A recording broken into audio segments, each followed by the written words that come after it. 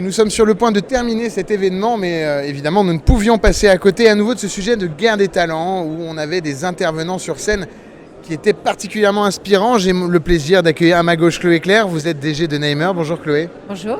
Merci d'être avec nous. À ma droite, Frédéric Mazzella, vous êtes évidemment... Bonjour Frédéric. Bonjour. Vous êtes évidemment le président de Blablacar, on ne vous présente plus, mais vous êtes également à l'initiative d'une nouvelle entreprise qui s'appelle Captain Cause, dont on parlera dans un instant. Alors d'abord, avant de vraiment rentrer dans vos deux sujets à vous, vous étiez sur Guerre des Talents. Un takeaway peut-être en ce moment, alors même je sais pas, on en parlait tout à l'heure avec vos confrères, on imagine que le marché se détend un petit peu sur la Guerre des Talents. Pour autant, évidemment, les meilleurs des meilleurs, c'est toujours difficile à faire venir. Il faut aussi préserver un petit peu ceux qui sont déjà là. Tout à fait. En termes d'expérience, en termes de parcours de carrière, tout en préservant aussi, évidemment, un engagement sur la partie diversity, inclusion. Donc voilà, donc votre takeaway, Chloé. Eh bien, on a beaucoup parlé justement d'engagement et de la vision de l'entreprise, et qu'en fait, c'était à la fois un aimant à nouveaux talents et à la fois, en fait, une façon de garder les gens. Et surtout, ensuite, pour moi, c'est beaucoup de créer de la curiosité au monde, parce que en fait, c'est souvent ce que nos collaborateurs recherchent. Ils cherchent à être engagés dans une entreprise, mais avec une ouverture d'esprit beaucoup plus importante. Donc, on travaille beaucoup là-dessus. Vous mettez, j'imagine, beaucoup en avant la raison d'être de votre entreprise, qui consiste à aider nos logements, à être... je vous le dirai mieux que moi, mais vous permettez, avec une intelligence artificielle, avec du data science, vous me le confiez juste à l'instant, vous êtes en capacité de donner les solutions les plus pertinentes pour chaque appartement, en vue de les rendre tout simplement d'éviter d'un côté les passoires énergétiques, mais évidemment en 2050 d'être dans un environnement urbain, dans nos villes, dans nos territoires, plus ESG. Je pense que c'est très bien, je vais vous embaucher pour pitcher Neymar. N'hésitez pas, on a du temps. Mais en effet, on est une entreprise très engagée sur cette idée qu'avec la data aujourd'hui, on est capable de connaître tout le temps la meilleure solution d'adaptation au changement climatique, de transformation d'un logement, de décarbonation.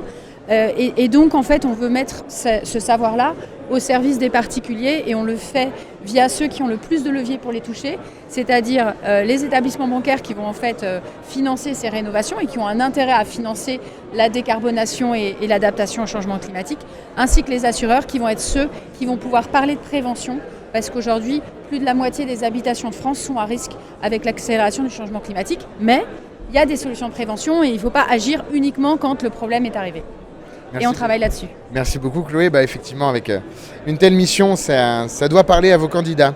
Frédéric, le takeaway de votre intervention, ce que vous voyez en ce moment? Alors takeaway, au-delà de effectivement la bonne définition de la mission et de la raison d'être de l'entreprise, qui est quelque chose sur lequel effectivement il faut travailler, il y a aussi l'adaptabilité de l'employeur à ses employés, et pas forcément l'adaptabilité des employés à l'employeur. C'est-à-dire que savoir envisager la carrière d'une personne au sein d'une entreprise, ça demande de la flexibilité, de la compréhension exacte des motivations de chaque individu. Donc ça demande du temps, ça demande de l'attention.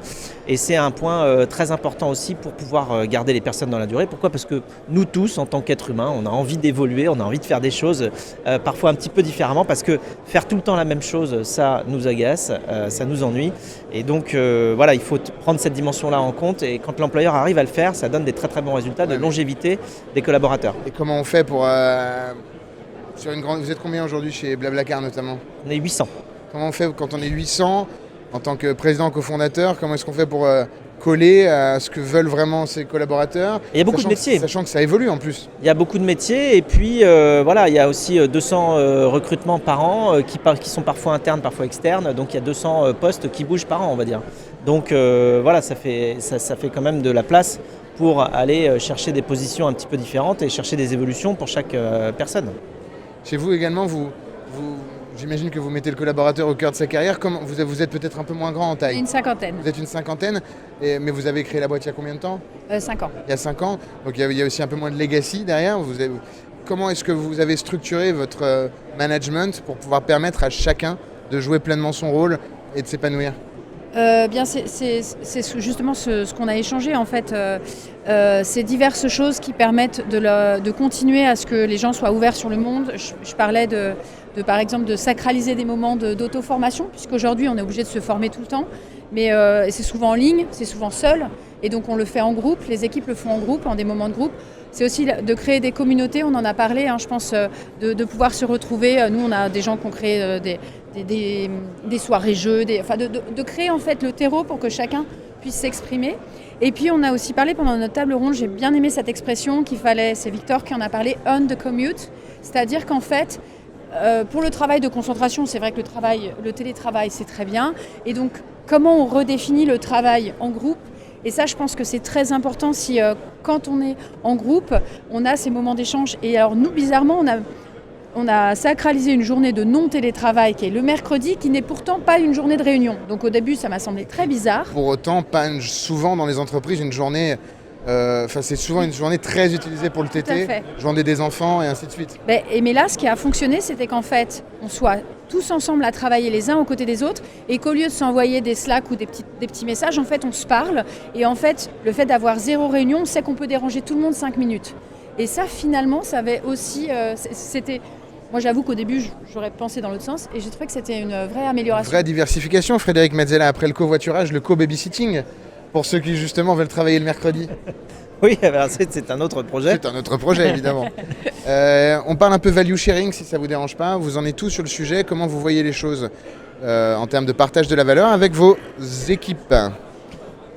Alors, juste sur le point précédent sur des équipes et faire un sentiment d'appartenance de tout le monde, nous on a créé quelque chose chez Blablacar qui s'appelle le Blabla Band il y a quelques années, qui est un groupe de musique et en fait c'est le groupe de musique qui joue à nos soirées et c'est surtout le groupe de musique qui est constitué de collaborateurs et c'est totalement magique parce que justement ça donne l'opportunité à chacun d'aller s'exprimer autrement que par le travail auprès de ses collègues. Est-ce que vous avez un talent caché qu'on ne connaîtrait pas ? Alors, moi je joue du piano, mais bon. Mais voilà. Mais donc vous jouez dans le band ? J'ai déjà joué dans le band. Je ne suis pas un membre permanent, mais de temps en temps je viens. Voilà, alors donc après sur ce qui est... value sharing, partage de la valeur. Alors, partage de la valeur, chez Blablacar, ce qui est très simple, c'est que tout le monde a des parts du capital. Donc, on a fait en sorte que tout le monde puisse avoir la possibilité d'accéder au capital de l'entreprise.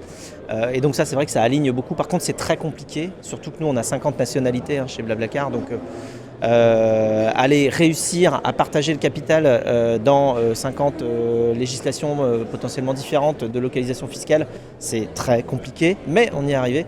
Voilà, et donc on l'avait fait au tout début quand on était franco-français. Il y a eu un moment où ça a été compliqué parce que justement, avec l'internationalisation, c'était compliqué de faire partager tout le monde parce qu'on ne savait pas techniquement, fiscalement le faire. Et puis finalement, on a repris après un process complet pendant 18 mois pour réussir à le faire proprement partout. Donc ça, c'est important aussi, au-delà de partager une mission et de la raison d'être, partager la valeur, c'est quelque chose qui fédère énormément. Eh bien, nous, on a fait la même chose, on partage le capital, mais la question est... En fait, il y a des outils hyper intéressants en France, mais c'est vrai que, par exemple, pour une équipe de 50 personnes, en termes de coûts fixes, ils sont très importants. Donc, on a des choses plutôt accessibles aux startups qui sont plus des BSPCE.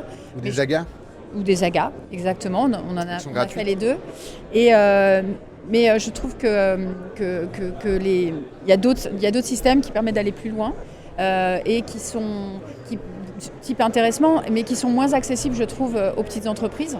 Et je ne parle même pas d'aller essayer de faire diverses nationalités. J'en ai fait, je pense que c'est un casse-tête. Et après, value sharing, en fait, moi, j'avais compris votre question sur partage des valeurs, au pluriel plutôt. Et comme on a parlé beaucoup rétention de talent, je pense que c'est quelque chose qui doit engager tout le monde. Et ce que je disais tout à l'heure, c'est que c'est plus facile quand c'est une green tech de dire on est tous engagés. Mais je pense qu'en fait, aujourd'hui, toutes les entreprises ont à se transformer aussi bien environnementalement que socialement. Et pour ça, en fait, on a besoin d'expliquer cette transformation nécessaire aux collaborateurs et de les engager dedans. Et donc, n'importe quelle entreprise peut recruter grâce à ces valeurs aujourd'hui, même si elle fait un business au départ peut-être pas très sexy. Qu'est-ce qu'on vous souhaite pour 2024, Chloé, pour vos équipes chez Namer ? L'année de la rentabilité. Ouais. C'est prévu avec vos investisseurs, c'est la profitability year Normalement. Et puis surtout, on est en train de lancer des outils. On a fait beaucoup d'atténuation, donc décarbonation, rénovation énergétique et solaire. Et maintenant, on attaque adaptation au changement climatique, projection au changement climatique et plein d'engagements avec les équipes. C'est absolument génial de se réveiller tous les matins et et de faire des projets géniaux. Moi, j'avoue. Merci de partager votre énergie. Ça fait plaisir à voir. Frédéric, qu'est-ce qu'on vous souhaite pour Blablacar déjà ? Pour Blablacar, que tout roule, voilà. On va dire, déjà, on se développe bien sur le covoiturage longue distance et sur les bus. Et là maintenant sur le covoiturage domicile-travail, donc sur les petits trajets du matin et du soir, on a une très très forte progression. On a aussi réussi à trouver un modèle qui implique toutes les collectivités territoriales et qui fait que on développe du covoiturage pour tout le monde et gratuit pour les passagers. C'est-à-dire que le covoiturage rentre dans les moyens de transport en commun qui sont cofinancés par les collectivités territoriales, les agglomérations, les mairies et la région Île-de-France notamment. En Île-de-France, on a maintenant la possibilité de covoiturer gratuitement tout en faisant en sorte que quand même les conducteurs récupèrent la participation aux frais puisque tout cela rentre dans un grand programme de transport en commun. Donc ça c'est pour Blablacar. Et pour Captain Cause alors qu'est-ce que Captain Cause et qu'est-ce qu'on vous souhaite ? Alors Captain Cause, donc, c'est un pont entre les entreprises et les associations, les projets à impact dans le domaine social et environnemental. La particularité, l'innovation, c'est qu'on permet justement aux entreprises d'allouer un budget, mais elles laissent le soin de l'allocation de ce budget-là à leurs clients ou à leurs collaborateurs, ce qui fait qu'on fait du don à trois. L'entreprise alloue le budget, paye, et les clients ou les collaborateurs décident de l'allocation du budget, et ensuite évidemment l'argent va au projet à impact social ou environnemental. Ça crée une nouvelle relation entre les entreprises et leurs clients et leurs collaborateurs, une relation qui a du sens justement. On est dans une époque, on parle de 2024, mais 2024 et au-delà, où la notion et la recherche de sens sont plus primordiales que jamais. Enfin, on est face à des challenges qui sont, on a l'impression, tous plus grands les uns que les autres.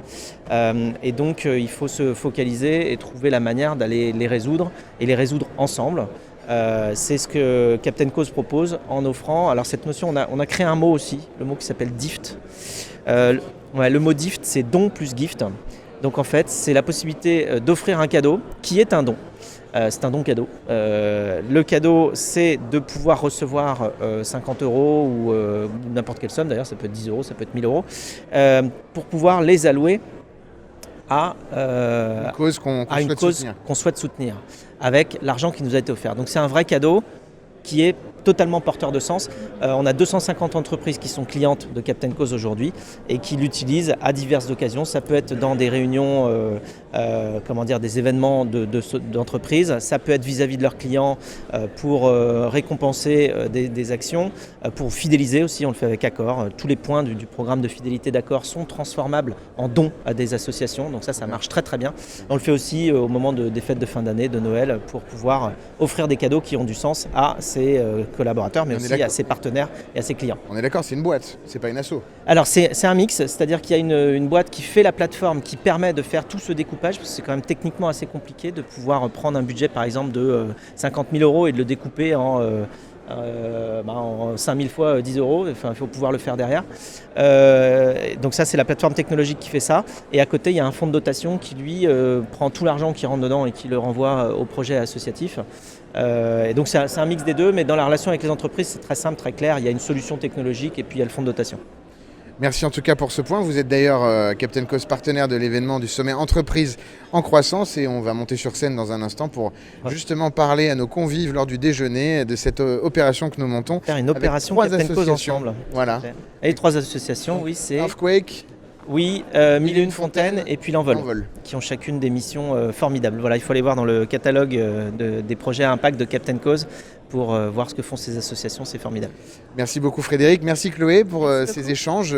Nous nous retrouvons dans un instant pour suite et fin de nos différentes interviews du sommet Entreprise et Croissance. Vous êtes toujours sur For Change, on se retrouve dans un instant.